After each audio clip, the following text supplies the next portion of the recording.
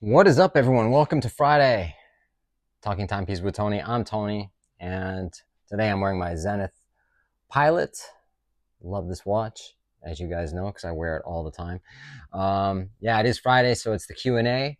And if you'd like to participate in the Q&A, all you got to do is ask your question in the comment section below, and it'll be featured on an upcoming Q&A. We've been doing this for a long time. We have a lot of fun doing it. And also appreciate everyone who subscribes to my channel and likes the videos and all that stuff. That's what helps me stay motivated. Anyway, so it is Friday, so happy Friday, everyone. And we got a lot of questions today, so I hope you enjoy it, and we'll just get right into it. So first question comes from UMQ5147. I love your last watch and congrats. Thanks, man. You're talking about probably the Rolex Oyster Perpetual with the turquoise dial. I just bought a new watch. I'm gonna do a video on it, so I haven't shown it yet. Question: which yellow gold day date would you buy if you were buying your first gold watch? Well, if I was buying my first gold watch, I don't know if I'd buy a day date. But at the same time, if I was going to buy a day date, I wouldn't buy a yellow gold day date either. I'd buy a rose gold or a white gold. Not really a big fan of yellow gold. But if I was, I'd go for a 36 millimeter 128 238. It's yellow gold, obviously, presidential bracelet. It's got a chocolate dial with diamond markers, hour markers.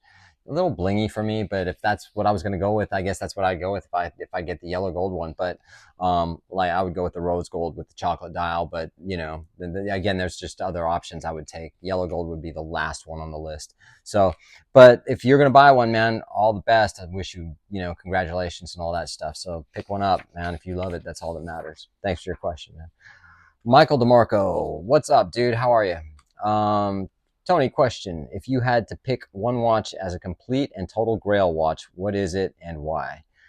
One that you currently do not own or even have owned. Not sure if you have ever answered this, but I don't recall seeing it. You're right. I don't know. I've done Grail video. I don't remember half the videos I do, if any of them, but um, I don't know, and it varies too.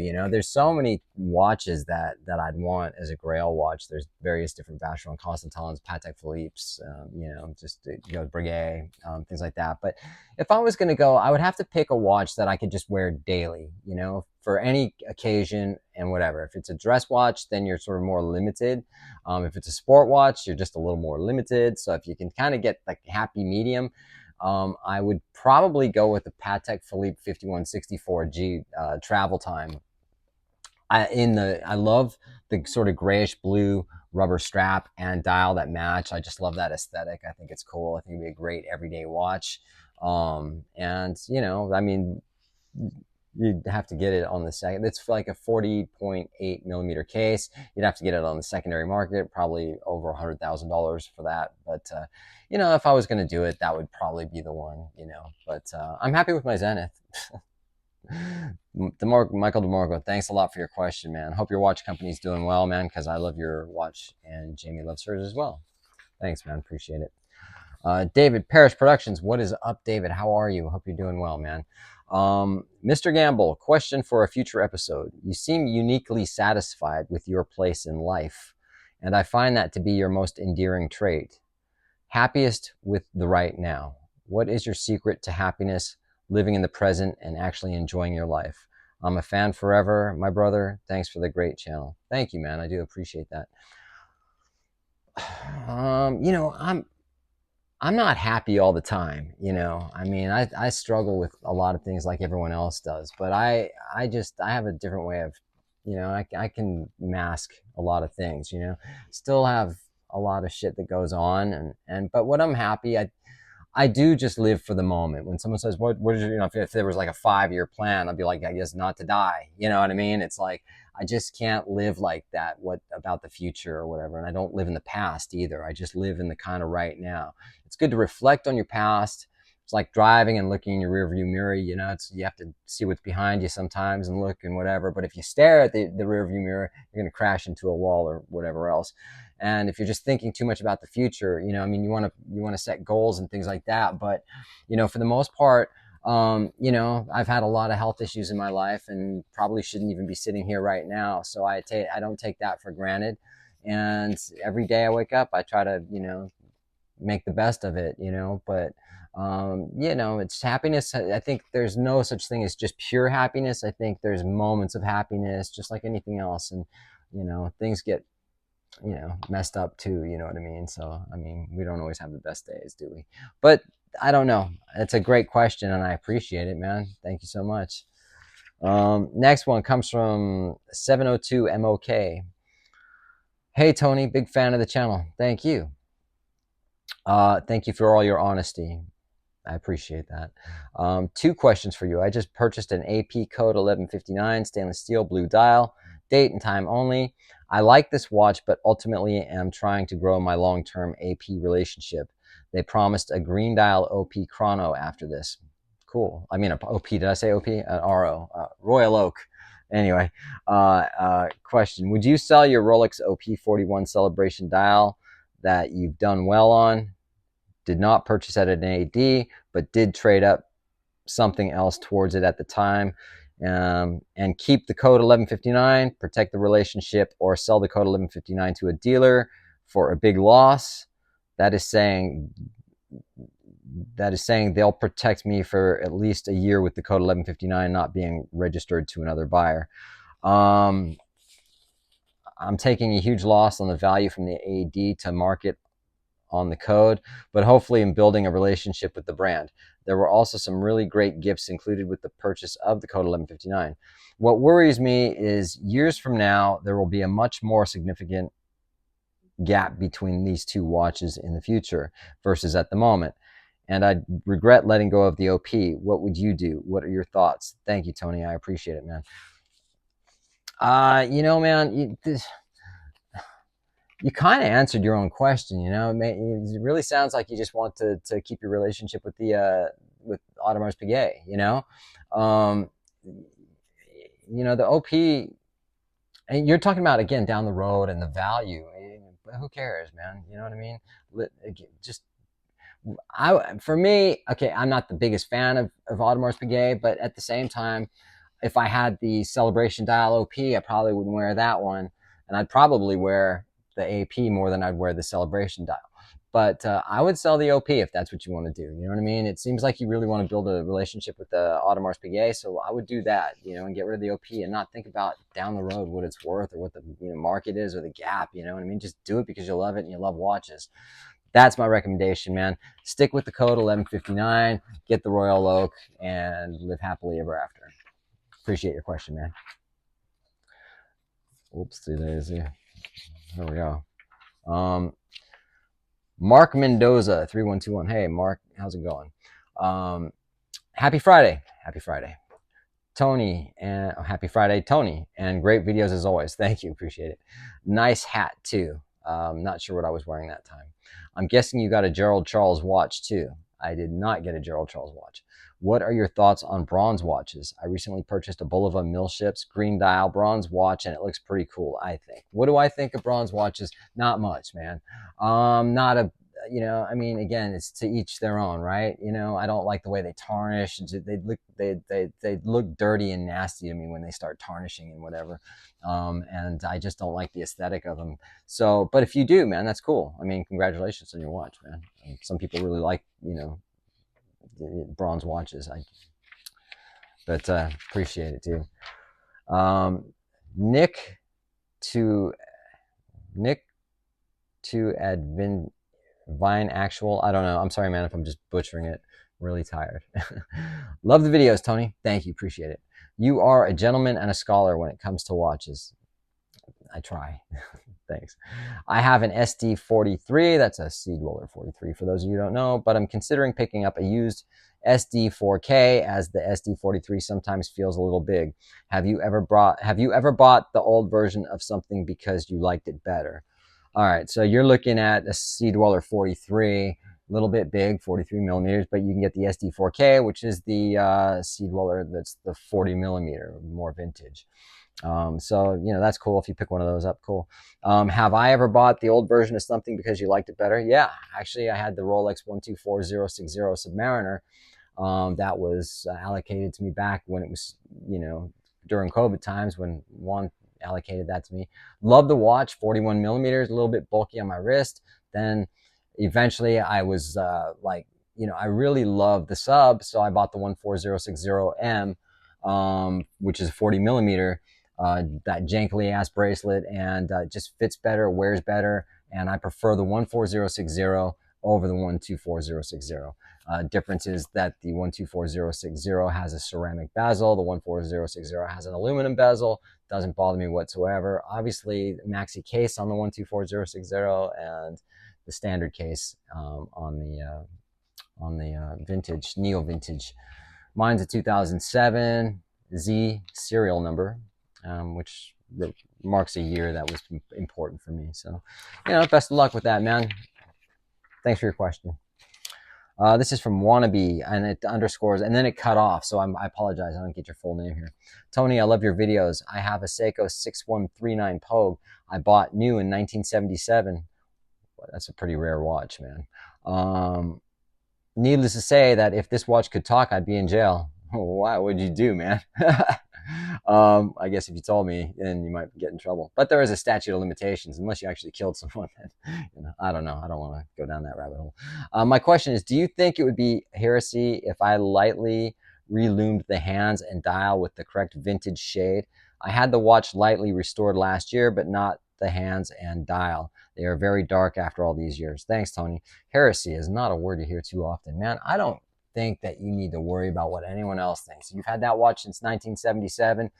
It's your watch. You didn't just buy it and you're thinking about doing whatever it is. It's your watch. I highly doubt you're thinking about selling it. So just, because if you're going to sell it on the secondary market, you want to keep it all original. You don't want to do that. But if you're going to keep the watch, then why not? Have it done. It'll look cool too. It's just not going to have that sort of, patinaed look to it, which I would prefer. But, all the best, man. Make the right decision. I'm sure you will. Thanks for your question. This one comes from ST1TCH87. Thanks for giving the community something to genuinely look forward to every Friday. Thanks, man. Appreciate it. Being a fan of Cartier, would you be willing to pay above retail for some of the limited Santos Dumont editions with the jade Roman numerals on the secondary market, with them being so long since sold out? Are there any watches you would be willing to pay over retail for in general? Thanks again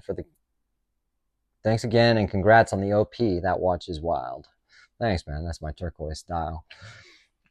Boy, man, on the Santos Dumont, as far as a jade dial with Roman numerals, man, I'm not sure I know that watch, man. I know the one with the Arabic numerals. But when you're looking at sort of, those price points, man, you're getting up at $30,000, $40,000 for those watches. I don't know. I like them, but I don't think I would go that direction with it. I don't think I would. Is there other watches I'd pay over retail for? Maybe. I don't generally. If it's a discontinued watch, then I'll pay for what it's paid. Like again, my Submariner, that's the 14060. That's not available. It's a discontinued reference. So, you pay what you pay for it.